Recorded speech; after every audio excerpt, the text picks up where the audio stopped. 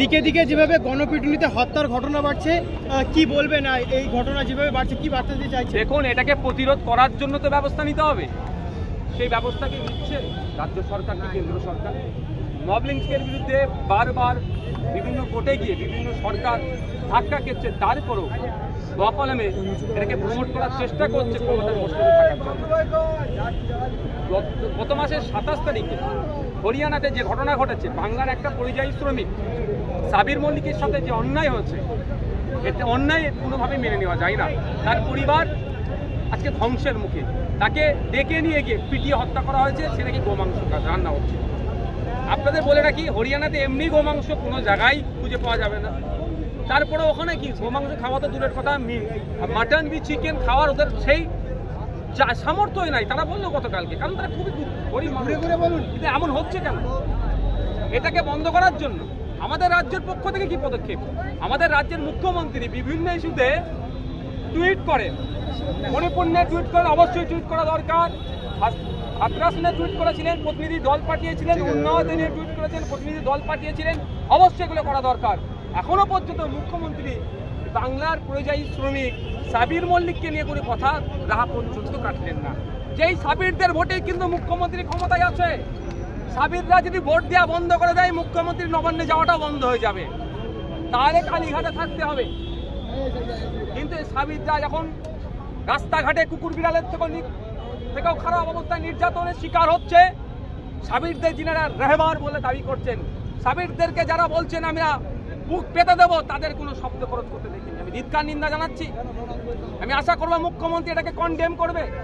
সাথে সাথে জায়গা থেকে বলে যায়, আপনাদের এখনো পর্যন্ত সরকারিভাবে কোনো অনুদান বা ক্ষতিপূরণ দেওয়া হয়নি। আমি 1 সপ্তাহ টাইম দিয়েছি। রাজ্য সরকার যদি ক্ষতিপূরণের ব্যবস্থা না করে, তাহলে কিন্তু আমরা বৃহত্তর আন্দোলনে নামতে বাধ্য হব।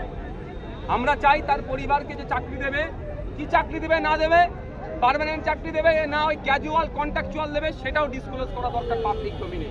আমরা অপেক্ষায় আছি। আমরা আপনার মিডিয়ার মাধ্যমে সরকারের কাছ থেকে জানতে চাই, হরিয়ানা পুলিশের সাথে আমাদের রাজ্যের পুলিশের কি যোগাযোগ এখনো তৈরি হয়েছে? ওই মার্ডারটার প্রোগ্রেস কি আছে? কজনকে অ্যারেস্ট করেছে? কি ধারায় অ্যারেস্ট করেছে? এফআইআর কপি কোথায় এবং পোস্টমর্টম রিপোর্ট কোথায়? এগুলো কি আমাদের রাজ্য প্রশাসন কি কালেক্ট করেছে? কোনো কিছু হলেই বিভিন্ন জায়গাতে প্রতিনিধি দল পাঠায় পার্টির পক্ষ থেকে, সে পাঠাবে কি পাঠাবে দেখার দরকার নেই। এক্ষেত্রে হরিয়ানাতে কেন পশ্চিমবাংলা প্রশাসনের একটা টিমকে পাঠালো না, যে কি ঘটনা ঘটেছে তাদের বিরুদ্ধে কঠোর ব্যবস্থা নেবে? কেন এগুলো হলো না? এই নেগলিজেন্সি কেন? কেন এত গা ছাড়া মনোভাব? কেন এত এড়িয়ে যাওয়ার চিন্তা ভাবনা হচ্ছে? এই প্রশ্নগুলো থেকে যাচ্ছে। আর একটা কথা বলে রাখি, এখন দেশের লিডার অফ অপোজিশন সম্মানীয় শ্রদ্ধেয় রাহুল গান্ধী মহাশয়, কিন্তু দুর্ভাগ্যের বিষয় 4 তারিখে ভোট শেষ হয়েছে, রেজাল্ট আউট হয়েছে, তারপরে একাধিক জায়গায় মব লিঞ্চিং হয়েছে।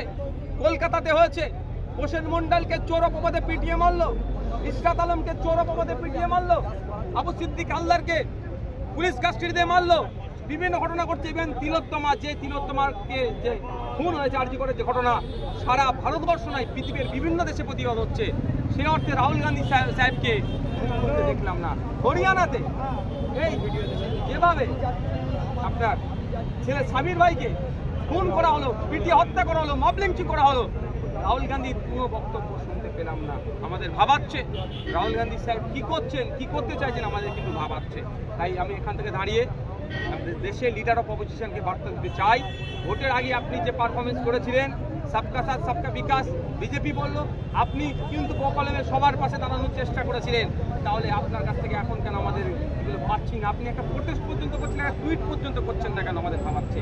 হরিয়ানাতে যেভাবে ইলেকশন আগিয়ে আসছে, বিজেপি সেখানে কলকে পাচ্ছে না, ধর্মের রাজনীতি করে, হিংসার বাতাবরণ তৈরি করে, সাম্প্রদায়িক রাজনীতি করে ক্ষমতায় টিকে থাকার জন্য একের পর এক ঘটনা ঘটাচ্ছে।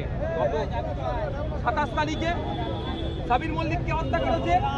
আবার আপনি খোঁজ নিয়ে দেখুন, ক্লাস 12-এর ছেলেকে অয়ন মিশ্রা নামে, তাকেও গরু পাচার সন্দেহ, এই সন্দেহতে শুধু ভাবতে পেরেছেন কোন জায়গায় রাজ্য যাচ্ছে, গরু পাচার সন্দেহ, তাকে হত্যা করেছে।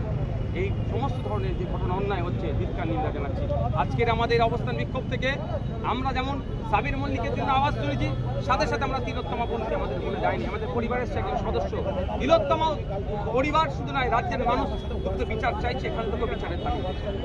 যেভাবে রাজ্য সহ দেশ যেভাবে মব লিঞ্চিং এর ঘটনা ঘটছে এবং গণপিটুনির ঘটনা ঘটছে, এর জন্য কি আলাদা করে আইন পাস করার প্রয়োজন আছে? মব লিঞ্চিং নিয়ে তো অলরেডি ছিল পশ্চিমবাংলায় বিধানসভাতে একটু কিছু শব্দের আদান প্রদানের জন্য নাকি রাজ্যপাল সিগনেচার করছে না।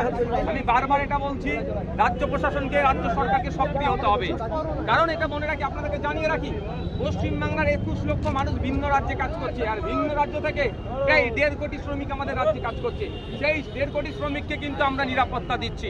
আমাদের রাজ্য পুলিশ, আমাদের ক্যালকাটা পুলিশ, আমাদের প্রশাসন, আমাদের বাংলার মানুষ তাদেরকে কিন্তু বুকে আগলে রেখে আমরা তাদের সাথে অতিথির মতো আচরণ করে তাদেরকে আমরা নিরাপত্তা দিচ্ছি। তাহলে আমাদের শ্রমিকরাও ভিন্ন রাজ্যে যারা আছে তাদেরকেও নিরাপত্তা দেওয়ার দায়িত্ব সর্বপ্রথম সেই রাজ্য সরকারের, যে রাজ্যে আছে।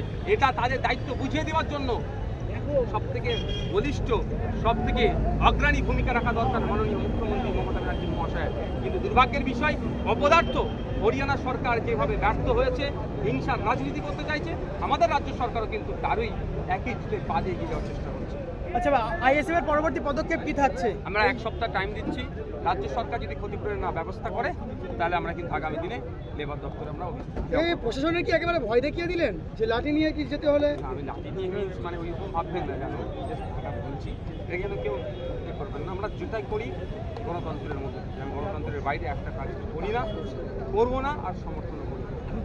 বোঝানোর জন্য এটা বললাম যে খালি হাতে যাচ্ছে, মারছে, লাঠি যাবো তাও মারবে, তাহলে কি লাঠি লেগে পুলিশকে মারবে নাকি? এটা কোনোভাবেই মেনে নেওয়া যায় না। পুলিশ আমাদের পরিবারের একজন।